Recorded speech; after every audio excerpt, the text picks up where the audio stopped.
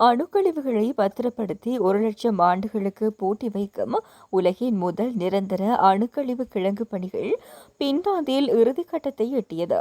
பின்லாந்தில் ஒல்கிலிடோ தீவில் 430 மீட்டர் ஆழத்தில் இது அமைப்பு அணு உலைகளில் பயன்படுத்தப்பட்டு வெளியேறிய அதிக கதிர்வீச்சு கொண்ட எரிபொருட்கள் இதில் சேமிக்கப்பட உள்ளன.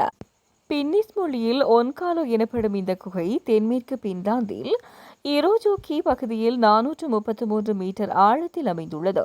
1.9 பில்லியன் ஆண்டுகள் பழமையான பாறைகளில் வெட்டப்பட்ட இந்த குகை அணுமின் நிலையங்களில் இருந்து வரும் ஆபத்தான கழிவுகளை பாதுகாப்பாக வைக்க உருவாக்கப்பட்டுள்ளது.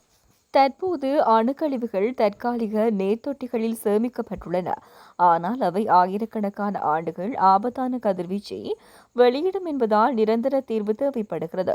அதே சமயம் ஒன்காலோவில் 6,500 டன் யுரேனியத்தை வைக்க இடம் உள்ளது. கழிவுகள் முதலில் துருப்பிடிக்காத தாமிர குப்பிகளில் அடைக்கப்படும். பின்னர் அவை பாறைகளில் வெட்டப்பட்ட குழிகளில் வைக்கப்பட்டு பென்டோனைட் களிமண் மூலம் மூடப்படும். இந்த திட்டம் 2004ஆம் ஆண்டு தொடங்கப்பட்டது. இதற்கான செலவு சுமார் 1 பில்லியன் யூரோவாகும்.